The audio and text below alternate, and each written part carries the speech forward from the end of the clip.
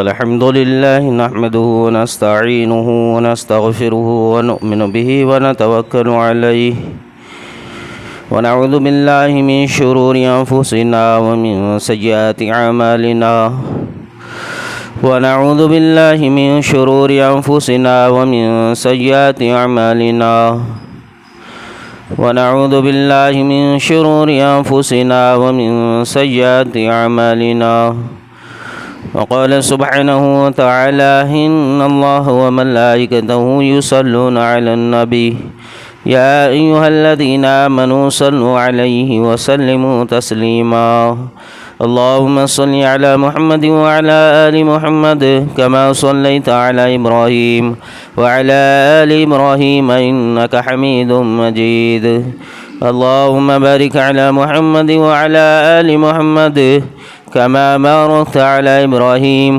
وعلى آل إبراهيم إنك حميد مجيد صدق الله العظيم وصدق رسوله الكريم أما بعد محترم حضرات دوستو، اللہ تبارک و تعالیٰ نے قرآن کریم میں بھی فرمایا ہے اور پچھلے کتابوں میں بھی اس بات کا ذکر کیا ہے اور بار بار اس بات کی تاکید کی ہے کہ لوگوں تم زمین پر اللہ کی محبتوں کے ساتھ چلو تو اللہ تمہارے دلوں کے اندر اللہ کی محبت اور اللہ کے لیے کیے جانے والے اعمال کی لذت کو اللہ پیدا کرے گا۔ حضرت موسیٰ علیہ نبینا علیہ الصلاۃ والسلام فرماتے ہیں کہ تورات کے اندر اللہ نے نبی علیہ الصلاۃ والسلام کی امت کی خصوصیات کا ذکر کیا ہے، جس کے اندر انہوں نے کہا کہ اللہ پاک نے امت محمدیہ کو دو انعامات ایسے دیے ہیں کہ وہ انعامات اللہ نے نہ جبرائیل علیہ السلام کو دیے ہیں اور نہ میکائیل علیہ السلام کو دیے ہیں۔ تو وہ کہتے ہیں کہ تورات میں اللہ فرماتا ہے کہ دو صفات، دو خوبیاں جو بندوں کو دی ہے، ایک تو یہ ہے، اللہ کہتا ہے قرآن میں بھی اللہ نے پھر اس کو ذکر کیا ہے قرآن کریم میں سورۃ البقرہ میں دوسرے پارے میں آیت نمبر 152 میں اور رکوع نمبر 2 میں اللہ کہتا ہے فَاذْكُرُونِي أَذْكُرْكُمْ وَاشْكُرُوا لِي وَلَا تَكْفُرُونَ۔ اللہ کہتا ہے کہ میرے بندو تم مجھے زمین پر یاد کرو، میں تمہیں یاد کروں گا، پھر میں تمہارا ذکر کروں گا اور میں بھی آسمان میں تمہارا نام لوں گا۔ تو موسیٰ علیہ نبینا علیہ الصلاۃ والسلام فرماتے ہیں کہ اللہ نے ایک چیز تو ان بندوں کو یہ دی ہے فَاذْكُرُونِي أَذْكُرْكُمْ کہ تم مجھے یاد کرو میں تمہیں یاد کروں گا۔ دوسری چیز جو اللہ نے بندوں کو دی ہے، موسیٰ علیہ نبینا علیہ الصلاۃ والسلام فرماتے ہیں کہ اللہ نے بندوں کو دوسری چیز دی ہے، اللہ فرماتا ہے فَادْعُونِي أَسْتَجِبْ لَكُمْ کہ تم دعا مجھ سے مانگو میں تمہاری دعاؤں کو قبول کروں گا۔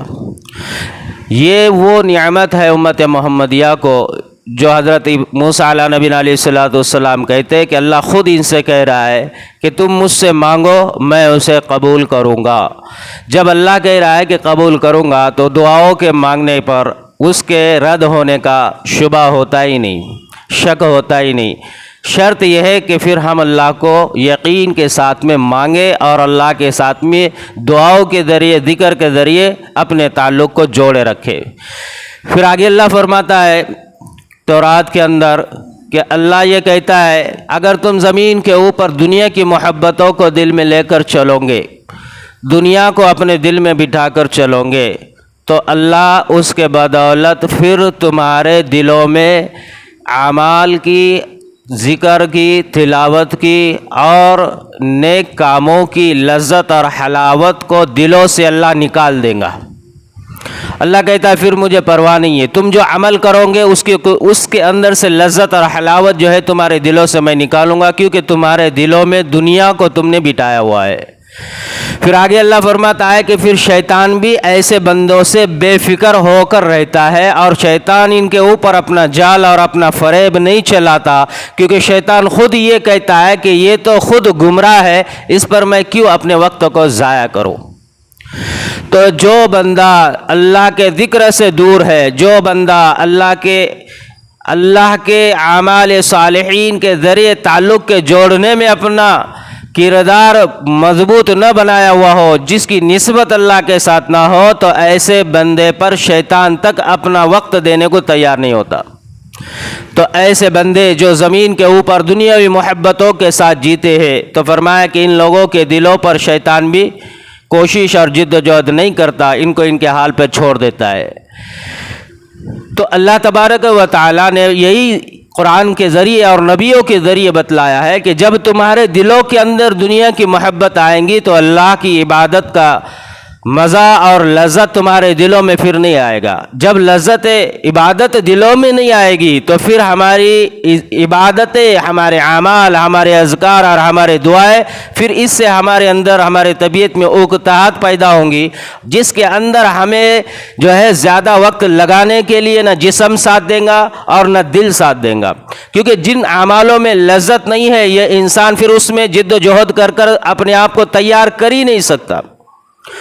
تو یہ دنیا کی محبت دل میں آنے کا اثر ہے کہ انسان عبادتوں پر، ذکروں پر اور نیک کاموں میں اپنی طبیعت کو اور اپنے دل کو ایک ساتھ جمع نہیں کر سکتا۔ اور یہی حال ہمارا ہے کہ ہمارے دلوں میں دنیا کی محبتوں نے گھر کر دیا ہے، اس لیے عبادت اور اعمال اور ذکر میں ہمیں لذتیں محسوس نہیں ہوتی، اور نہ پھر ہم اس کے لیے جد و جہد کرنے کے لیے تیار ہے کہ جسم اس میں ہمارا ساتھ دیتا ہو، اور نہ دل ہمارے ساتھ ہوتا ہے کہ اعمال صالحین کرنے میں ہم اپنے آپ کو آگے رکھیں۔ اور اسی حال پر جب انسان جیتا ہے تو پھر دنیاوی جو جال ہے، شیطانی جو دنیا میں جو اللہ نے دنیا کو جو لذتوں سے سجایا ہوا ہے، اور دنیا میں جو شیطان نے ایک زندگی کو خوشحال بنا کر جو نقشہ سامنے رکھا ہوا ہے، پھر یہ انسان اس جال کے اندر اٹک جاتا ہے، اور دنیا کے پیچھے پھر یہ انسان اپنے آپ کو بھگاتا ہے، دوڑاتا ہے۔ پھر انسان جیسی مخلوق کا رویہ اور حال ہوتا ہے، ان کے رنگوں میں یہ انسان پھر رنگنا شروع ہو جاتا ہے، کیونکہ دلوں میں دنیا ہے۔ اسی کا نتیجہ یہ ہوتا ہے کہ رسم اور رواجات اور خرافات اور بدعات میں پھر یہ انسان اپنے آپ کو آگے آگے کرتا ہے، اور اس کاموں میں اپنے آپ کو آگے لگاتا ہے۔ اب حال ہی میں دیکھو نیا سال شروع ہوگا شمسی مہینے کے اعتبار سے، تو وہاں پر ہمارے ہی مسلمانوں کا اور ایمان والوں ہی کا حال کیا نظر آئے گا؟ رسم و رواجات، ناچ گانے، فحش بے حیائی، ہیپی نیو ایئر، یہ اس طرح کے کلمات کہہ کر ایک دوسرے کو یہ انسان اتنا پریشان کر دیتے ہیں کہ سامنے والا خود پریشان ہو جاتا ہے ان کے ان اعمالوں سے، کہ یہ انسان خود تو کر رہا ہے اور ہمیں بھی پریشان کر رہے ہیں۔ اس کا رویہ، اس کے اعمال یہود اور نصرانیت والے، کفر اور شرک کے بدعات کے کام کرنے والوں کے مشابہات، یہ انسان کو پتہ ہی نہیں ہے ایمان والا ہونے کے باوجود کہ ہمارا سال قمری مہینے کے اعتبار سے نیا سال شروع ہو چکا ہے۔ ہمارا سال قمری مہینے سے شروع ہوتا ہے، اور ہمارا سال وہاں پر حج کے موقع پر ختم ہوتا ہے۔ اس کو پتہ ہی نہیں ہے، کیوں نہیں ہے؟ کیونکہ دنیا میں ان سارے چیزوں کی جگہ اور دنیا کی ساری محبتوں کو انسان نے دل میں بٹھایا ہوا ہے، تو غیروں کے رسم اور رواجات میں انسان اپنے آپ کو آگے آگے پاس ہر قدم پر ان کے ہی نقشے پر اپنے آپ کو چلاتا ہے۔ یہ دل کے ایمان سے خالی ہونے کی علامت، دل میں اللہ کی محبت نہ ہونے کی علامت، یا دل میں ذکر کی، تلاوت کی، قرآن کی، اعمال صالحین کی محبت اور لذت نہ ہونے کی علامتیں۔ ایسے نامی، ایسے جو ہے تو ہم خاندانی مسلمان جس کے اندر ایمان کی حلاوت نہیں، ایمان کی لذت نہیں، اعمال کی توفیق نہیں، اعمال پر اپنے آپ کو آگے بڑھانے کی چاہت انسان میں نہیں، ایسا ایمان والا اگر اپنی زندگیوں کو اسی طرز پر اگر گزارے اور موت آ جائے تو اس کی آخری منزل کیا ہوگی؟ انسان جو عمل کرتا ہے دنیاوی اعتبار سے صبح سے شام اور شام سے صبح تک، ان سارے اعمالوں کو کسی اور کو اس کے اوپر فتویٰ دینے کی ضرورت نہیں ہے، انسان کا ضمیر خود یہ بتلائیں گا ان اعمال کے آگے کا جو انجام ہے، وہ اعمال کرنے پر جو ملنے والا انعام ہے وہ جنت ہے یا جہنم ہے۔ کیونکہ جنت کہتی ہے میں امانت داروں کی ہوں، جنت کہتی ہے میں ایمان والوں کی ہوں، جنت کہتی ہے میں نمازیوں کی ہوں، جنت کہتی ہے میں حق اور سچ گو والوں کی ہوں، जन्नत कहती है कि मैं इताअत और फर्मा बरदारों की हूँ। जन्नत कहती है कि अल्लाह के वफादार बनने वालों की हूँ। जन्नत कहती है कि मोहम्मद रसूलुल्लाह की मोहब्बत में अपने आप को बेचैन रखने वालों की हूँ।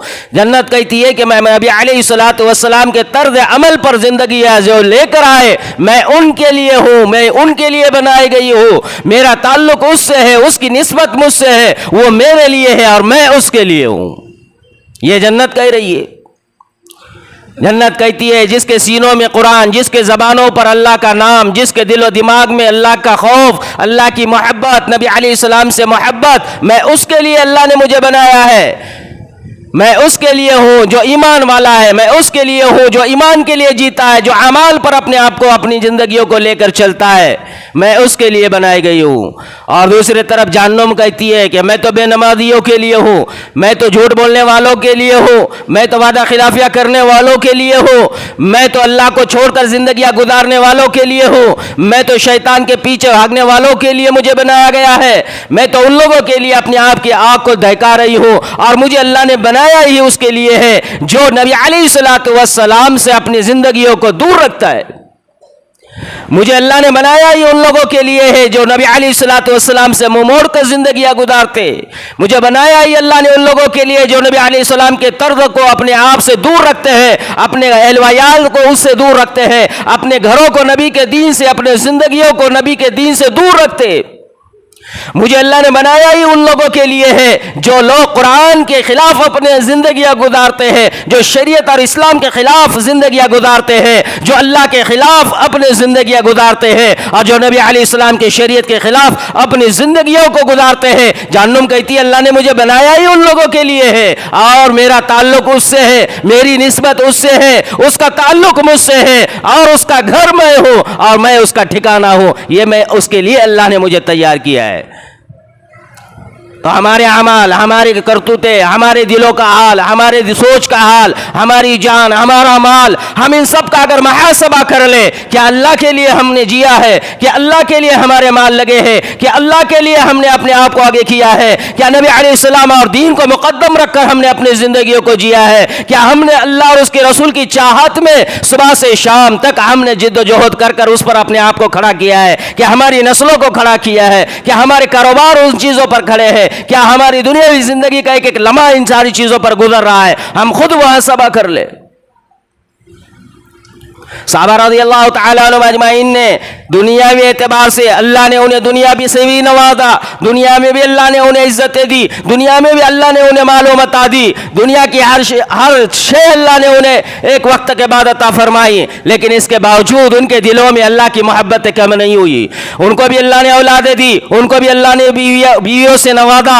एक एक ने दो दो तीन तीन चार चार निकाह किया करते थे अरब वाले। हमसे ज्यादा औरतें अल्लाह ने उन्हें अता फरमाई, हमसे ज्यादा अल्लाह ने उन्हें औलाद अता फरमाई, हमसे ज्यादा उन्हें अल्लाह ने बागात अता फरमाए, हमसे ज्यादा अल्लाह ने उन्हें मालो मता दिए, हमसे ज्यादा अल्लाह ने उन्हें सवारियां अता फरमाई, हमसे ज्यादा अल्लाह ने उन्हें दुनिया की नेमतें अता फरमाई। लेकिन उसके बावजूद उनकी जिंदगियां ना गफलत में गुजरी, उसके बावजूद ना उनकी जान गलत इस्तेमाल हो गई, ना उसके बावजूद उन्होंने अपने माल का गलत इस्तेमाल किया। जो कुछ था सब कुछ अल्लाह के लिए आगे रखा, जो कुछ था सब कुछ नबी अलैहिस्सलाम के लिए कुर्बान करने के लिए अपने आप को तैयार किया, और जो कुछ अल्लाह ने अता फरमाया था इस्लाम के लिए, शरीयत के लिए, कलिमे के लिए, सब कुछ उन्होंने कुर्बान करने के लिए अपने आप को हर वक्त तैयार किया हुआ था। हज़रत तुफ़ैल रज़ियल्लाहु तआला अन्हु, हज़रत तुफ़ैल बिन अम्र अद-दौसी रज़ियल्लाहु तआला अन्हु, इन्होंने जब देखा नबी अलैहिस्सलातु वस्सलाम के इंतकाल के बाद यह हाल हुआ कि लोग अज़ानें सुनते हैं लेकिन नमाज को नहीं आते, लोगों तक कलिमा पहुंचा है लेकिन कलिमे पर अमल नहीं करते, लोगों ने इस्लाम कबूल किया लेकिन इस्लाम पर बाकी नहीं है, लोगों ने ईमान का दावा किया लेकिन ईमानदार नहीं है, लोगों ने नबी अलैहिस्सलाम को रसूल माना लेकिन रसूल नबी अलैहिस्सलाम की जिंदगियों को नमूना बनाकर नहीं जी रहे। लिहाजा इस्लाम से मुनकिर, ईमान से मुनकिर और मुर्तद होने लग गए। मुर्तद होने की वजह से जब यह हाल हो गया, ऐसे लोग नबी अलैहिस्सलाम के दौर में काफिला दर काफिला, फौज दर फौज इस्लाम के अंदर जैसे दाखिल हो गए थे, ऐसे फिर इस्लाम से बाहर होने लग गए, ऐसे फिर ईमान से बाहर होने लग गए, ऐसी शरीयत को छोड़ने लग गए। फौज की फौज, कबीले के कबीले मुर्तद होने लग गए। کچھ لوگ ایسے جن کے دلوں میں دنیا نے گھر کیا ہوا تھا، کچھ لوگ ایسے جنہوں نے اپنی مقصد اولاد کے لیے جینا شروع کر دیے تھے، کچھ لوگ ایسے جنہوں نے اپنے قبیلے اور خاندان میں عزت اور اپنی ناک، اپنی آن اور بان اور شان کو باقی رکھنے کے لیے نبی علیہ السلام کے جانے کے بعد اسلام کو چھوڑ دیا، ایمان کو چھوڑ دیا۔ کچھ لوگ ایسے جنہوں نے پھر دوبارہ اپنے آپ کو کسی جھوٹے نبوت کے دعوے کرنے والے کی طرف اپنے آپ کو جوڑ دیا۔ اس وقت مسلمہ کذاب نے اپنے آپ کے نبی ہونے کا دعویٰ کیا۔ اس وقت جوک در جوک جو ہے تو قافلے کی قافلے مرتد ہو کر اسلام سے خارج ہونے لگ گئے۔ وہ لوگ تھے جنہوں نے سراسری کلمہ پڑھا ہوا تھا، وہ لوگ تھے جن کے دلوں میں ایمان اترا ہوا نہیں تھا، وہ لوگ تھے جن کے دلوں میں مرض تھا، وہ لوگ تھے جن کے دلوں کے اندر ابھی بھی نفاق اور منافقیت چھپی ہوئی تھی۔ حالات آئے، پریشانیاں آئی، لوگوں نے جب کہا کہ نبی آ گئے، انہوں نے حقیقت اور سچے نبی محمد رسول اللہ کا انکار کر کر اس کے پیچھے اپنے آپ کو لگا کر اسلام سے خارج ہو گئے۔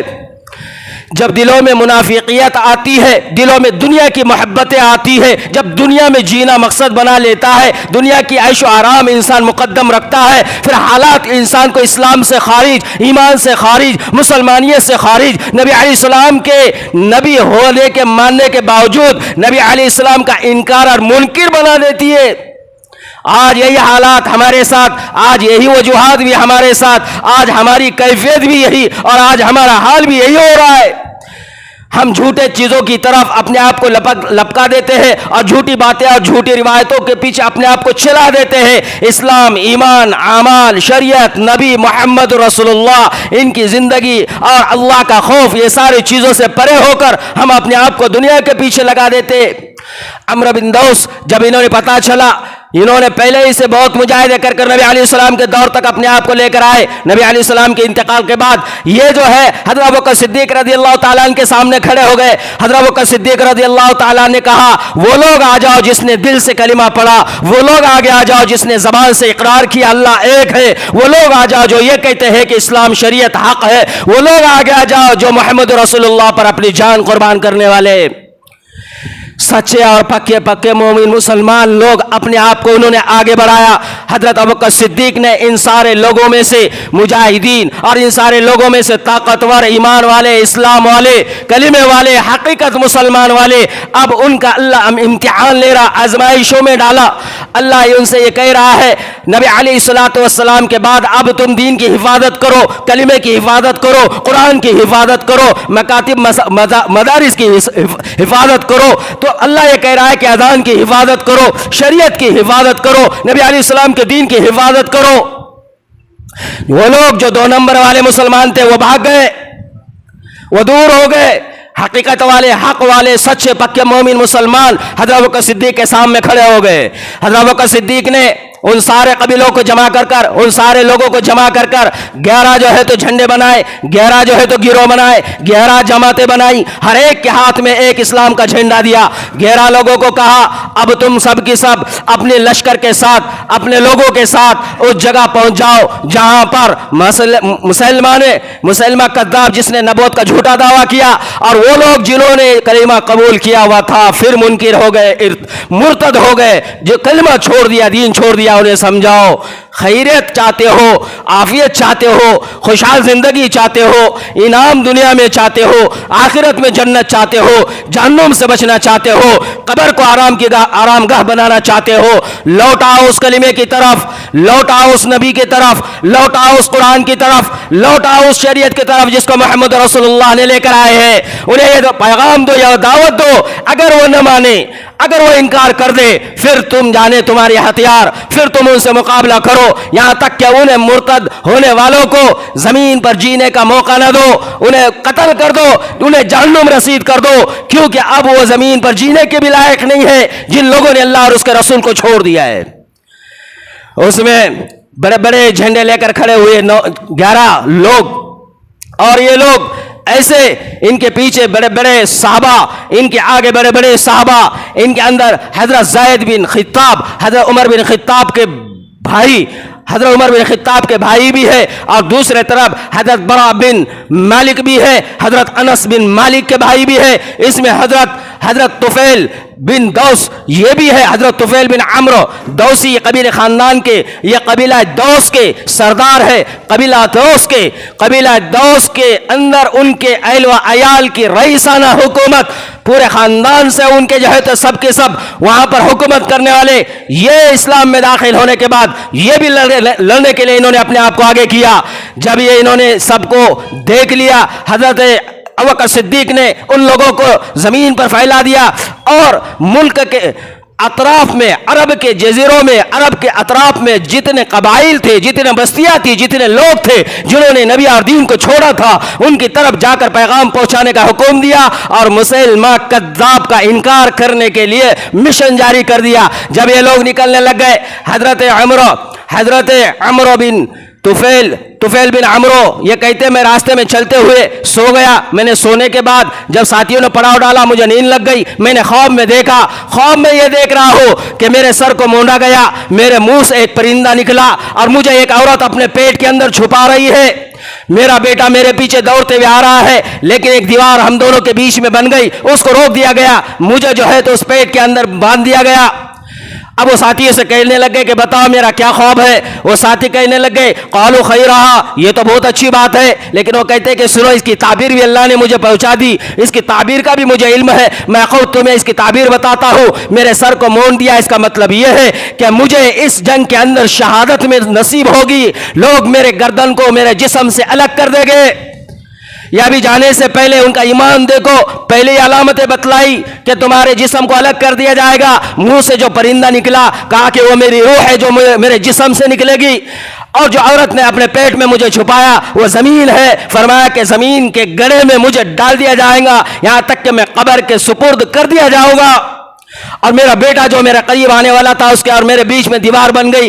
एक वक्त के बाद मेरा बेटा भी मेरे साथ में आने की कोशिश करेगा, लेकिन उसको मेरे साथ में आने से रोका जाएगा। लेकिन एक वक्त मुद्दत के बाद फिर वो जो है दोबारा कोशिश करेगा और अल्लाह उसको उस वक्त में फिर मुझसे मिलवाएगा। ये सब कुछ देख रहे हैं। ये कलिमा दिल में था, नबी अलैहिस्सलाम की मोहब्बत, इस्लाम को फैलाने का जज्बा, और जो झूठा दावा करने वाला नबूवत का, उससे ललकारने, उससे लड़ने की हिम्मत उनकी। ये कहा कि ये होगा मेरे साथ, कहा चलो मैं तैयार हूं अपनी गर्दन को जिस्म से निकालने के लिए, अल्लाह के लिए, इस्लाम के लिए, कलिमे के लिए। जब वो आगे बढ़े, यरमूक के अंदर, ये यमामा की जंग के अंदर ये पहुंचे। ये यमामा की जंग गजबनाक जंग, खूनखार जंग, एकदम वहशत और खौफ की जंग, ऐसी जंग उससे पहले नहीं लड़ी गई, इतनी खतरनाक जंग थी ये। इस जंग के अंदर कई साहबा, कई लोग जो है तो जख्मी हो गए, शहीद हो गए। हजरत इकरमा बिन अबू जहल का बेटा इकरमा, ये भी एक जो है तो हजरत अबू बकर सिद्दीक ने इनके हाथ में भी एक झंडा दिया हुआ, इन्होंने एक दस्ते को लेकर उनसे मुकाबले के लिए आगे बढ़े। और वो भी कोई कमजोर नहीं था, मुसलमा कमजोर नहीं था, वो कबीला हनफिया से ताल्लुक रखने वाला, उसके आसपास के कबीले, कई कबीले, एक तो उसके डर और खौफ से उसके साथ शामिल, और एक तो वो जिन्होंने उसको नबी मान लिया ये उसके साथ शामिल।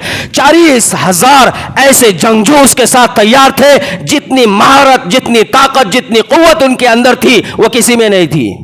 ये सब की सब लड़ने आमने सामने आ गए। इकरमा उनसे जब मुकाबले के लिए गया, इकरमा के सिपा सालार, इकरमा की जो जमात थी, उनको उन्होंने तितर बितर कर दिया।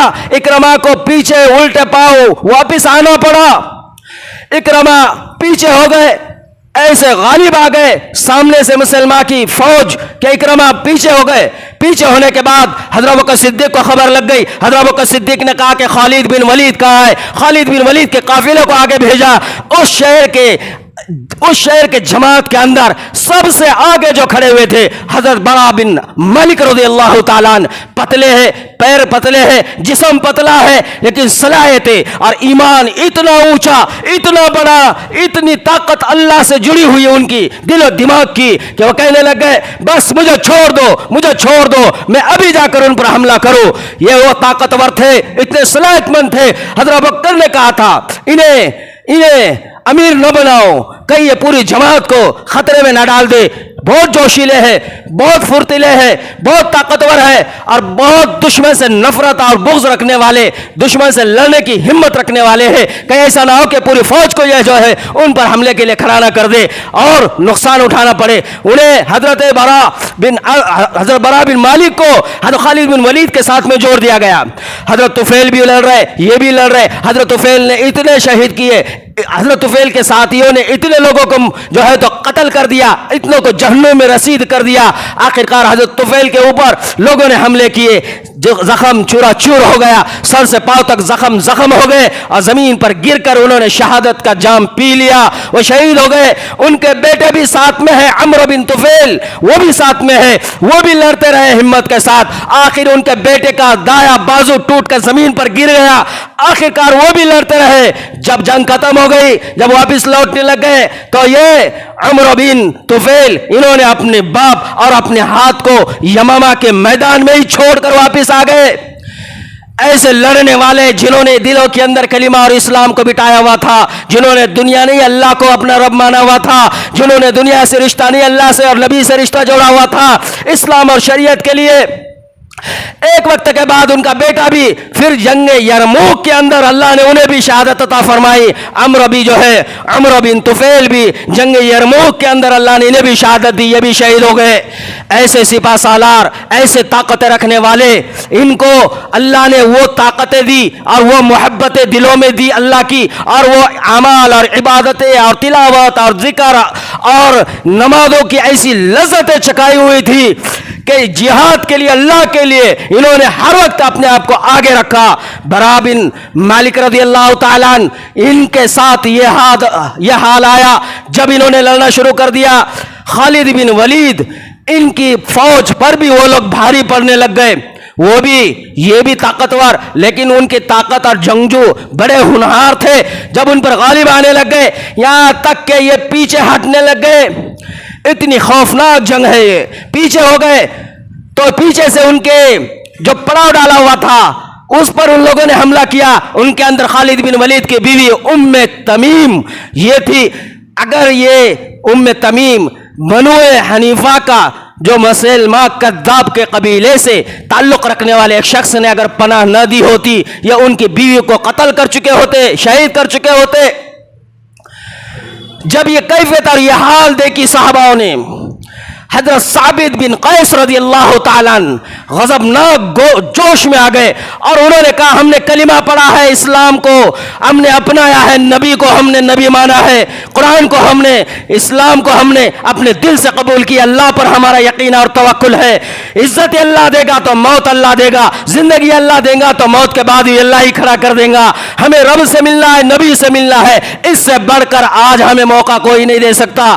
وہ کہتے خوشبوؤں کو ہاتھ میں لیا، پورے بدن پر خوشبوؤں کو مل دیا، کفن کو اپنے جسم پر چڑھا دیا اور نیزے کو اپنے نکالا، تلوار کو اپنے ہاتھ میں لیا، گڑا کیا، اپنے گڑگو اتنا، گڑگے کے اتنا پنڈلیوں اتنا گڑا کر کر اپنی خبر بنائی، اس کے اندر کھڑے ہو گئے، یہاں تک کہ اسے لڑتے رہے مرتدین سے، اور آخر اللہ نے انہیں بھی شہادت دی، اسی قبر کے اندر انہیں دفن کر دیا گیا. ایسے اسلام کے جذبے رکھنے والے، ایمان کے ماننے والے، دلوں میں محبت لذت اسلام رکھنے والے، ان کا یہ حال ہے.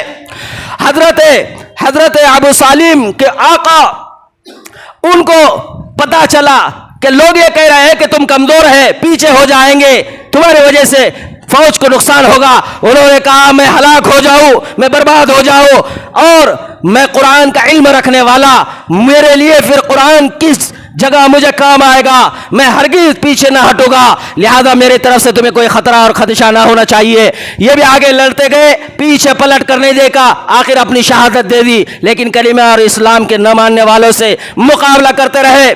آخر وہ بھی شہید ہو گئے. زید بن خطاب رضی اللہ تعالیٰ عنہ، عمر بن خطاب کے بھائی، انہوں نے لوگوں سے مخاطب ہو کر کہا کہ تم کیوں نہیں لڑتے ہو، لڑو، بڑھو، آگے چھوڑو، کلمے کو بلند کرو، دین اور اسلام کو پھیلاؤ. اگر تم نے آگے نہیں بڑھا، میں تم سے اب دوبارہ بات نہ کروں گا، اس کے بعد میں تم سے بات نہ کروں گا. اگر میری شہادت ہو جائے میں اسی حال میں اللہ اور اس کے رسول کے سامنے کھڑا ہوں گا، لیکن اب تم سے بات نہ کروں گا۔ ایک ہی جملہ کہا کہ لڑو بڑھو اور کلمے کو آگے بڑھاؤ، بس یہ کہا، آگے بڑھتے گئے۔ زید بن خطاب بھی آگے لڑتے لڑتے شہید ہو گئے۔ اتنے لوگ شہید ہو گئے۔ جب برا بن مالک رضی اللہ تعالیٰ نے دیکھا یہ حال ہے، لوگوں کو جمع کیا اور کہا کہ تم کیا سوچ رہے ہو؟ گھر بیویوں کے پاس واپس جاؤ گے؟ اپنے گھروں میں بچوں سے جا کر ملاقات کرو گے؟ اپنے تجارت اور کاروبار کے باغات کو جو ہے عام کرو گے؟ کیا اپنے بزنس کو بڑھانے کی چاہت رکھتے ہو؟ کہا بیوی اب مر جائے گی، آل اولاد تعلق توڑ دے گے، باغات اور فصلیں تمہاری نسبت چھوڑ دے گی، دنیا کی چیزیں تم سے منہ موڑ لے گی، تمہارا کلمہ، تمہارا ایمان، اللہ کا دین، نبی علیہ السلام کی محبت ہے، یہ زندہ اور باقی رہے گی، اس کے لیے تم آگے بڑھو۔ اور انہوں نے پھر انصار کو انصاریوں سے الگ کیا اور الگ الگ قبیلوں کے لوگوں کو الگ الگ کیا، اور پھر انہوں نے کچھ لوگوں کو خالد بن ولید نے الگ الگ کر کر ہر ایک کو آگے بڑھایا، یہاں تک کہ سب لڑتے رہے، یہ آگے بچے، آگے پہنچے۔ کہاں پہنچے؟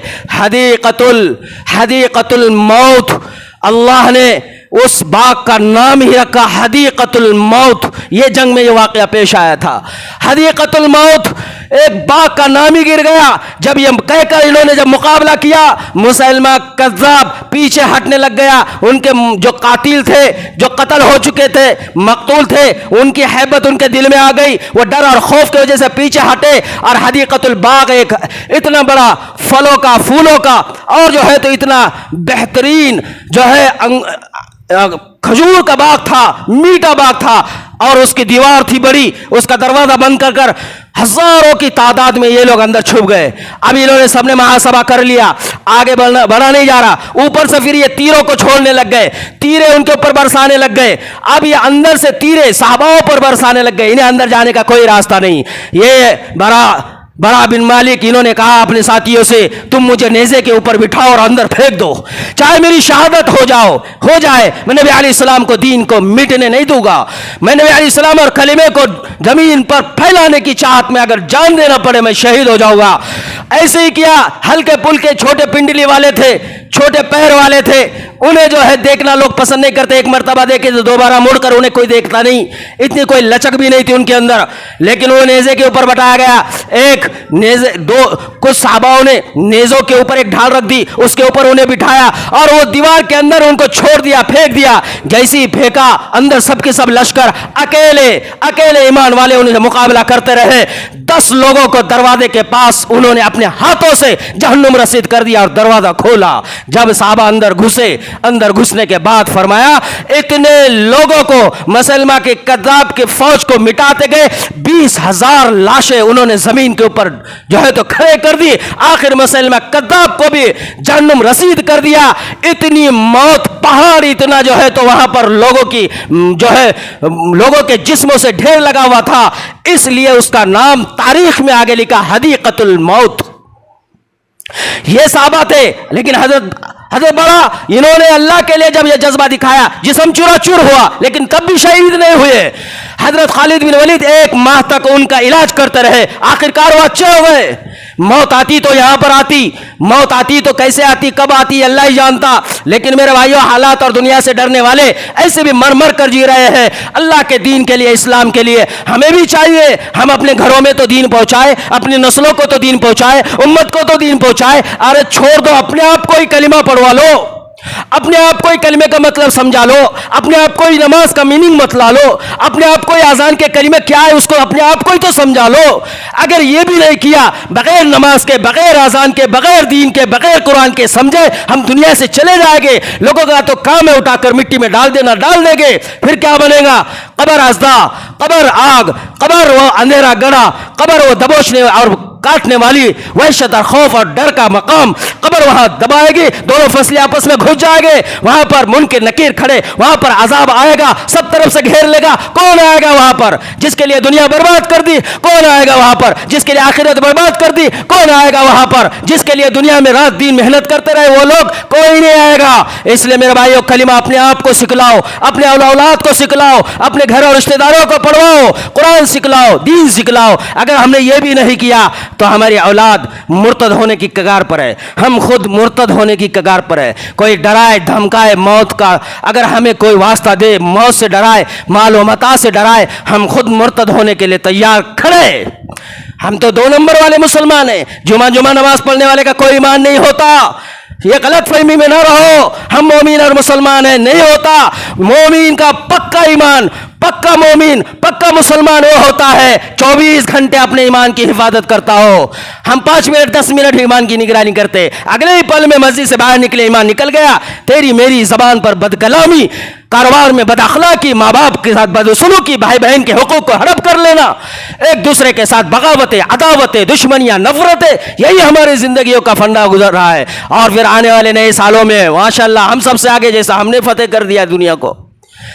میرے بھائیو، ان ساری چیزوں سے اپنے آپ کو، اپنے نسلوں کو بچاؤ، ایمان والے بن جاؤ، عمل والے بن جاؤ، لذت ایمان دل میں اتریں گی۔ اس لیے اللہ سے دعا ہے اللہ پاک ہمیں صحیح معنی میں اسلام اور کلمے کو پھیلانے اور کلمے کو دل دماغ میں بٹھانے کی توفیق عطا فرمائے۔ اللہ صحابہ جیسا جذبہ ہم سب کو عطا فرمائے، ہمارے نسلوں کو عطا فرمائے۔ وآخر دعوانا الحمدللہ رب العالمین۔ استغفر اللہ من کل ذنب۔